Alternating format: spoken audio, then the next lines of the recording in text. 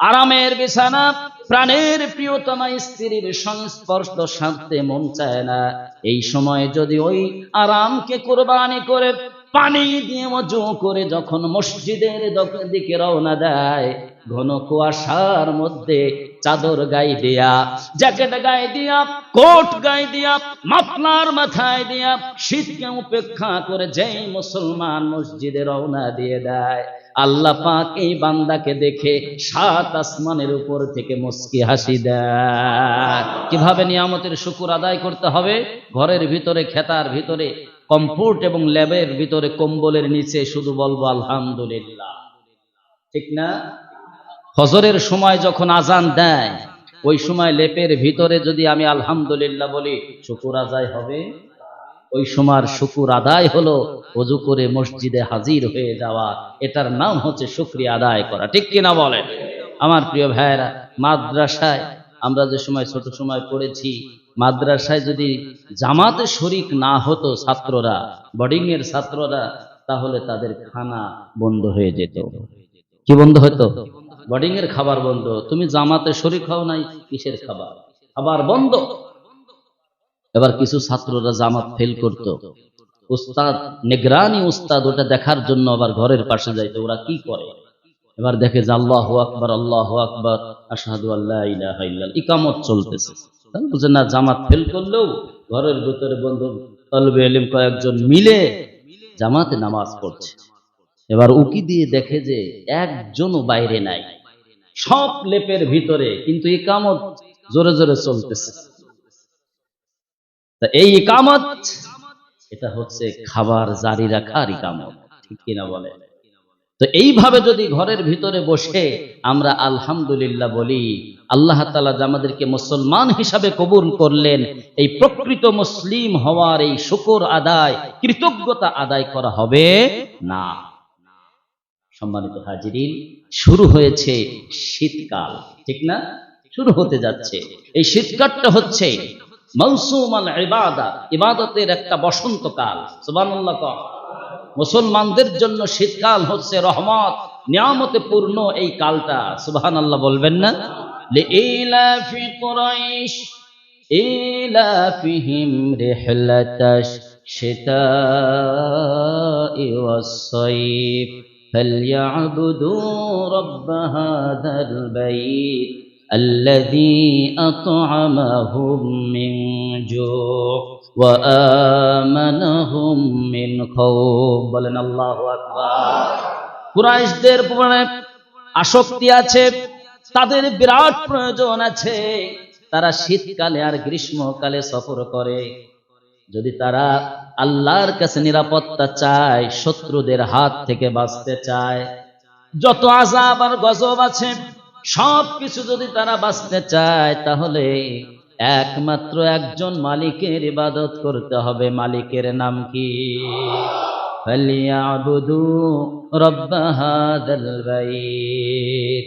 আমার প্রিয় ভাইরা, বিশ্বনবী মুহাম্মদুর রাসূলুল্লাহ সাল্লাল্লাহু আলাইহি ওয়াসাল্লাম তিনি ইরশাদ করেন, আল্লাহ পাক রব্বুল আলামিন দুইজন বান্দাকে দেখে আরশে আজিম থেকে তাদের জন্য মুস্কি হাসি উপহার হিসাবে পাঠায় দেয়।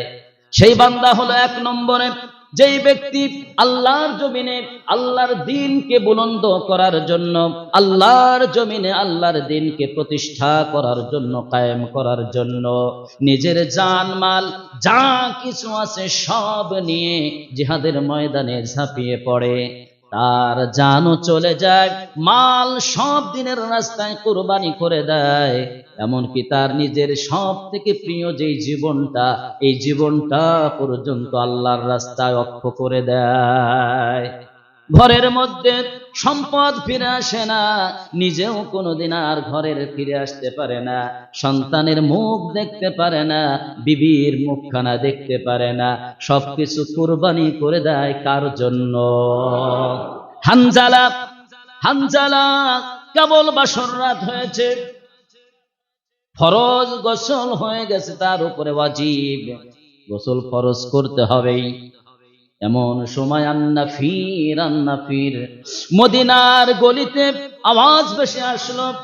আন্নাফির জিহাদ শুরু হয়ে গেছে। বিশ্ব নবী উহুদের প্রান্তরে আর বেঁচে নাই। হানজালা বলছে, যাকে দেখে আমার ক্ষুধা নিবারণ হয়ে যেত, যাকে দেখে সব দুঃখ কষ্ট ভুলে যেতাম, যাকে দেখে জান্নাতের শান্তি পেতাম, সেই বিশ্ব নবী যে দুনিয়ায় নাই, ওই দুনিয়ায় আমি হানজালা বেঁচে থেকে কোনো লাভ নাই।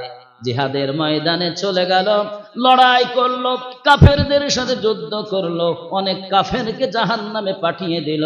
শেষ পর্যন্ত হানজালার গায়ে আঘাত লাগলো, হানজালা শহীদ হয়ে গেল। লাশগুলো তালাশ করা হচ্ছে, কে কে শহীদ হয়েছে সবাইকে নিয়ে আসো। এবার একজন মহিলা ডাক দিয়ে বলছেন, ইয়া রাসূলুল্লাহ, ইয়া হাবিবাল্লাহ, সবগুলো লাশ আপনি গোসল, আপনি কবর দিয়ে দেন, দাফন দিয়ে দেন, কিন্তু আমার স্বামীকে গোসল ছাড়া আপনি কবরের ভিতরে দাফন করবেন না, কারণ তার উপরে গোসল ফরজ হয়ে গেছে। বলছে, কে তুমি? গতকাল আপনার যেই মোহাব্বতের সাহাবী হানজালা বিবাহ করেছে, ওই হানজালা এই প্রান্তরে এসে ফরজ গোসল যখন করবে, মদিনায় আওয়াজ এসেছে আপনি শহীদ হয়ে গেছেন, সে দেরি করে নাই, ওই অবস্থায় জিহাদের ময়দানে শরীক হয়ে গেছে। সুবহানাল্লাহ। আমার প্রিয় ভাইয়েরা, আপনারা যারা গিয়েছেন মদিনায়, মদিনার একেবারে পাশেই সেই উহুদের পাহাড়গুলোর আকার লাল, পাহাড়গুলো সাক্ষী দিচ্ছে এখানে শত শত সাহাবী রক্তে রঞ্জিত হয়ে গেছে, এমন কালার হয়ে গেছে। আমার প্রিয় ভাইরা, হানজালার লাশকে এবার তালাশ করার জন্য সাহাবীকে পাঠালো। সাহাবীরা খুঁজে পায় না। কিছুক্ষণ পরে জিবরাইল আলাইহিস সালাম হাজির হয়ে গেল। জিবরাইল ডাক দিয়ে বলছেন, ওগো রাসূল, আপনার হানজালার লাশকে গোসল দিতে হবে না। আমার আল্লাহ হানজালার কুরবানি, ইসলামের জন্য, দ্বীনের জন্য এত বড় কুরবানি তিনি করেছেন, বাসর রাতের পরে গোসল পর্যন্ত করার সময়টুকু সে দুনিয়াকে দেয় নাই, ইসলামের জন্য উহুদের ময়দানে চলে এসেছে। আল্লাহ তাকে এতটা পছন্দ করেছে, তার লাশটা আসমানে উঠিয়ে হাউজে কাউসারের পানি দিয়ে তাকে গোসল করিয়ে দিয়েছে। হানজালার লাশ দিয়ে মাথার চুল বেয়ে বেয়ে ফোঁটা ফোঁটা পানি পড়ে, আর এই পানিটা সাধারণ পানি না, জান্নাতের পানি। রাসূল আমার বলছেন, আমার উম্মতেরা শুনে রাখো, আল্লাহ পাক রব্বুল আলামিন দুইজন বান্দাকে দেখে মুস্কি হাসি দেয়। এক নম্বর হলো জান মাল যে ব্যক্তি ইসলামের জন্য কুরবানি করে দেয়। দুই নম্বর কোন ব্যক্তিকে দেখে আল্লাহ মুস্কি হাসি দেয়? শীতের রজনীতে, রিহলাতাশ শীতাই ওয়াস সাইফ, শীতের রজনীতে আহারে কম্বল ছাড়তে মন চায় না, আরামের বিছানা, প্রাণের প্রিয়তমা স্ত্রীর সংস্পর্শ সারতে মন চায় না।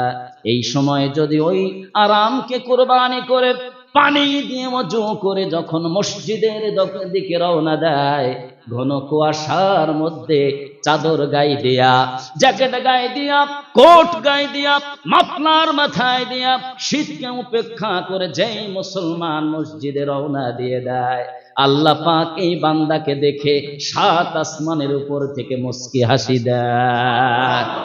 ও মুসলমান, নামাজ পড়ার দরকার আছে না নাই? সামান্য শীতকে ভয় করে যদি কম্বল ছাড়তে না পারো, যদি স্ত্রীর সংস্পর্শ না ছাড়তে পারো, ঘরকে যদি না ছাড়তে পারো, এই দুর্বল ঈমান দিয়ে আল্লাহর জান্নাতে ঢোকা যাবে না। কথা বলেন ঠিক কিনা?